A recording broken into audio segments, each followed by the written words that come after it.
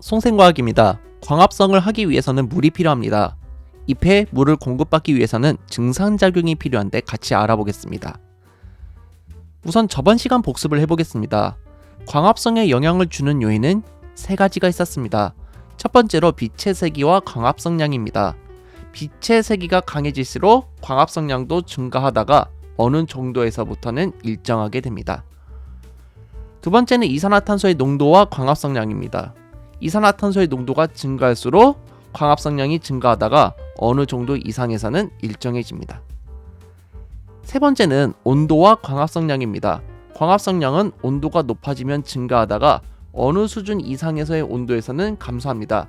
약 30도에서 40도 사이에서 최대값을 가진다고 했었습니다. 자, 그러면 오늘 배울 내용에 대해서 좀 생각해 볼 텐데요. 화창한 날 잎이 달린 나뭇가지에 비닐봉지를 이렇게 씌워두면은 비닐봉지에 물방울이 맺히는 것을 관찰할 수 있습니다. 비닐봉지에 맺힌 물방울은 어디에서 왔을까요? 비닐봉지의 물방울은 뿌리에서부터 전달된 물이 잎에서 수증기 형태로 나온 것입니다. 이러한 현상을 증산작용이라고 하는데 같이 한번 배워보도록 하겠습니다. 오늘의 학습 목표는 식물체에서 일어나는 물의 이동과 증산작용의 관계를 이해하고 증산작용의 광합성과 관련하여 설명할 수 있다. 곤변세포와 기공을 관찰하고 그 특징을 설명할 수 있다가 되겠습니다. 자, 오늘도 재미있는 과학 수업을 해보도록 합시다. 식물은 뿌리에서 물을 흡수하여 광합성을 하는데 사용합니다. 뿌리에서 흡수된 물이 잎에서 이산화탄소와 함께 광합성이 되는데 사용이 된다는 것입니다. 그러면 실제로 물이 흡수되면은 잎으로 이동을 하고 잎에서 수증기로 나가게 되는 것일까요? 실험을 하나 소개해 주려고 합니다. 같은 양의 물을 넣은 눈금 실린더 하나에 잎을 모두 딴 나뭇가지와 잎이 달린 나뭇가지를 넣어서 그림과 같이 장치합니다. 위에는 표면이 식용유가 둥둥 떠 있게 해야 합니다. 식용유를 사용하는 것은 식물을 통해서 물이 사용되는 것이 아닌 증발로 인해서 물이 줄어드는 것을 막기 위해서입니다. 햇빛이 잘 비치는 곳에 두고 일정 시간 후에 관찰을 합니다. 그러면은 관찰 1에서 수면의 높이가 낮아진 눈금 실린더는 가가 아니라 나라는 것을 알 수가 있죠.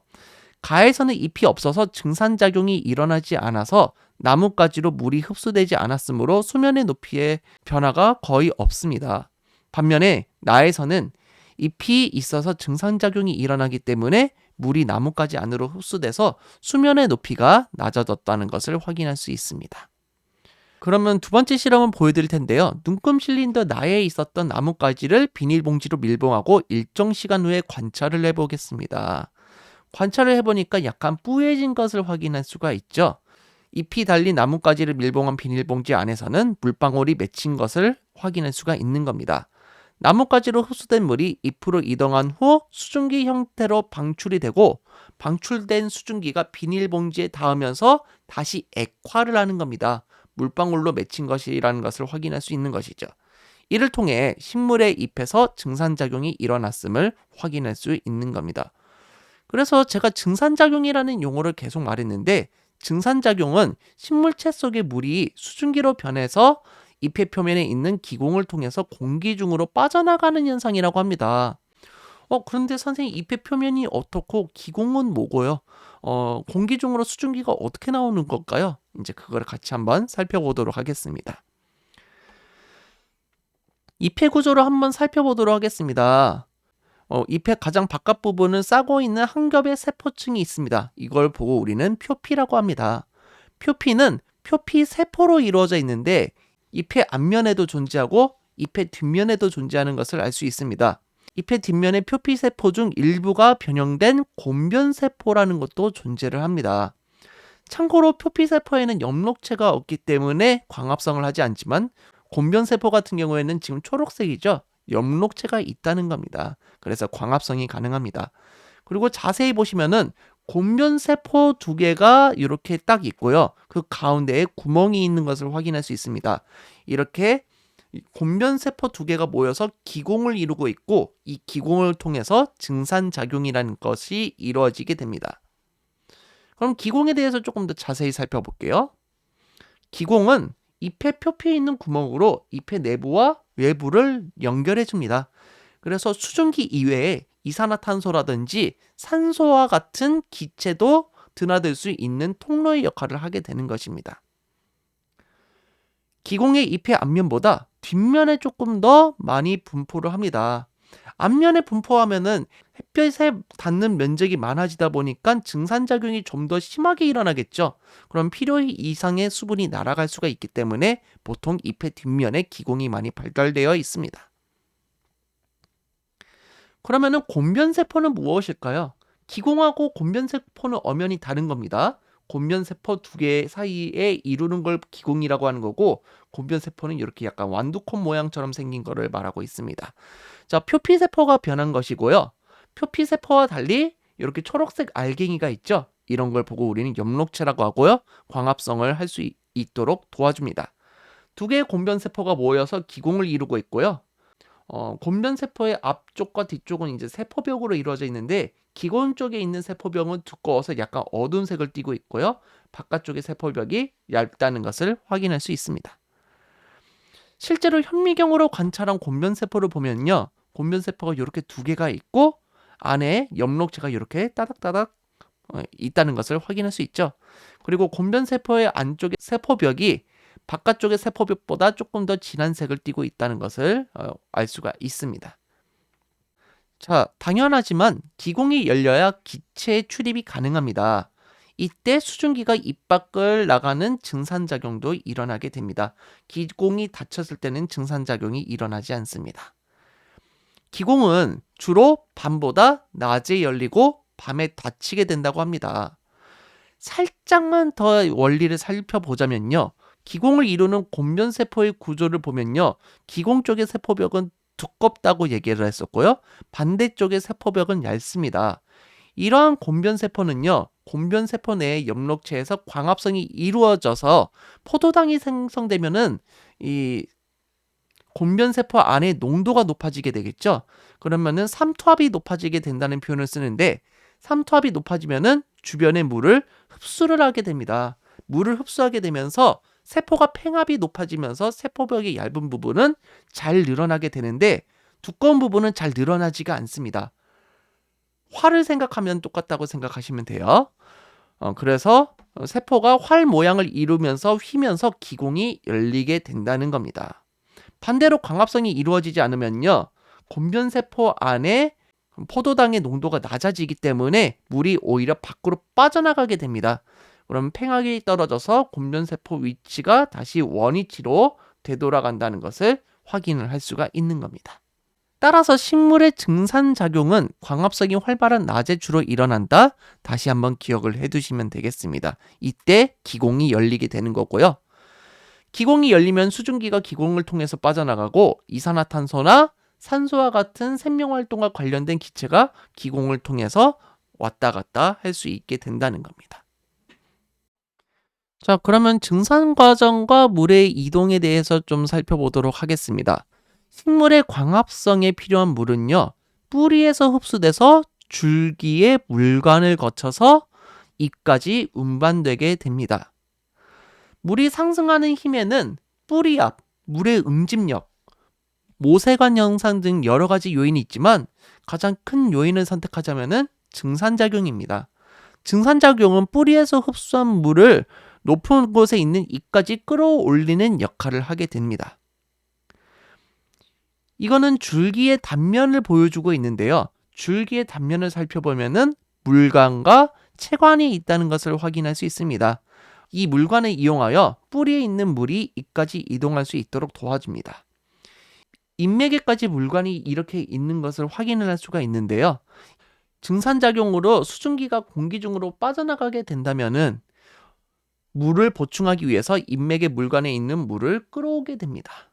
이 물관은 뿌리에서 잎까지 쭉 연결되어 있기 때문에 증산작용으로 소비된 물만큼 상승하게 되는 것입니다. 다시 정리하면 잎에 있는 세포는 증산작용으로 물이 빠져나간 만큼 잎맥의 물관으로부터 물을 끌어오게 된다는 거 기억을 해두시고요. 잎맥의 물관은 줄기를 거쳐서 뿌리까지 연결되어 있고 물관 속에는 가느다란 물기둥이 있습니다. 그래서 이렇게 물관이 있고 이 물관이 물기둥의 역할을 하게 된다는 걸 기억해 두시면 되겠습니다. 따라서 뿌리에서 흡수된 물은 잎까지 계속 쭉 올라갈 수 있게 됩니다. 물관이 쭉 이어져 있다는 것을 기억을 해 두시면 되겠습니다. 이와 같이 증상작용은 뿌리에서 흡수한 물을 줄기를 거쳐서 잎까지 끌어올리는 역할을 한다. 그래서 광합성을 하기 위해서 이 증산작용은 상당히 중요하다는 것도 확인할 수 있겠죠. 자, 그러면은 증산작용이 언제 잘 일어나나요? 라고 한다면은 저는 빨래가 잘 마르는 조건을 생각해 보라고 하고 싶습니다. 빨래가 잘 마르는 조건을 생각하려면은 증발이 잘 일어나는 조건을 생각하면 됩니다. 어떤 게 있을까요? 그렇죠. 온도가 우선 높아야 되고요. 습도는 낮을수록, 그리고 바람이 잘 불수록, 마지막으로 빛의 세기가 강할수록 증발이 잘 일어나게 되고 마찬가지로 증발작용 또한 잘 일어난다는 점을 기억해 두세요. 자, 마지막으로 증산작용과 광합성의 관계를 다시 한번 생각해 볼 텐데요. 자, 땅속에서 뿌리로 흡수된 물은 줄기로 이동합니다. 뿌리에서 올라온 물은 줄기를 거쳐서 잎으로 이동을 하게 되겠죠. 잎으로 올라온 물은 잎세포에서 광합성 등에 사용되거나 증산작용의 결과 수증기가 되어 식물체 밖으로 빠져나갑니다. 이때 잎에 물이 공급되면서 이산화탄소와 함께 광합성을 하는 데 사용이 되게 됩니다. 그럼 다시 광합성의 관점에서 보았을 때 살펴보자면요. 기공이 열려 있을 때 공기 중에 이산화탄소가 기공을 통해서 잎 안쪽으로 흡수가 되겠죠. 기공이 많이 열려 있으면은 잎에 있는 수증기가 빠져나가게 됩니다. 그러면은 뿌리에 있는 물이 줄기를 거쳐서 잎까지 이동되게 되고요. 잎의 물관에 있던 물이 잎에 있는 세포들에게 공급이 되게 됩니다. 잎에 도달한 물은 이산화탄소와 함께 빛 에너지를 받으면서 엽록체에서 광합성이 일어나게 되고요. 이때 생긴 에너지원으로 식물의 생명활동에 사용되게 됩니다. 자, 그러면은 지금까지 배운 내용을 가지고 문제를 풀어보도록 하겠습니다. 첫 번째 문제입니다. 식물의 잎의 기공에서 물이 수증기 형태로 공기 중으로 빠져나가는 현상을 뭐라고 하죠? 그렇죠. 증산작용이라고 하자. 꼭 기억해 두시기 바라고요. 땡땡은 광합성에 필요한 물이 상승하는 원동력이 된다. 그렇죠. 증산작용이 원동력이 된다는 거 기억해 두시면 되겠습니다. 증산작용은 득의 어떤 세포가 이룬다? 공변세포가 이루는 어디를 통해서 일어난다? 그렇죠. 기공을 통해서 일어난다는 겁니다. 기공을 통해서 이산화탄소와 산소가 왔다 갔다 하기도 하고요. 수증기가 밖으로 나가게 됩니다.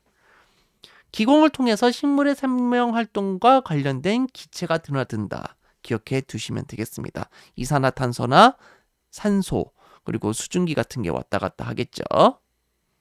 마지막 문제입니다. 증산작용에 관한 설명으로 옳지 않은 것은? 자, 1번. 주로 잎에서 일어난다? 맞는 말이죠. 습도가 높을 때 활발하게 일어난다? 증산작용이 잘 일어나려는 조건은 잘 기억하려면은 증발이 잘 일어나야 된다는 걸 기억하면 된다고 했었죠. 근데 습도가 높을 때 증발이 잘 일어나나요? 아니죠. 잘 일어나지 않기 때문에 답은 2번입니다. 자, 다음 이 시간에는 식물의 호흡과 광합성의 관계를 알아보도록 하겠습니다. 식물세포에서 산소를 이동해 양분을 분해하여 생활에 필요한 에너지를 얻는 과정이 있습니다. 이런 과정을 식물의 호흡이라고 하는데 이 과정을 같이 이해해보는 시간을 가지겠습니다. 이 영상이 즐거우셨다면 좋아요, 구독하기 부탁드리겠습니다. 여러분 감사합니다. 송바.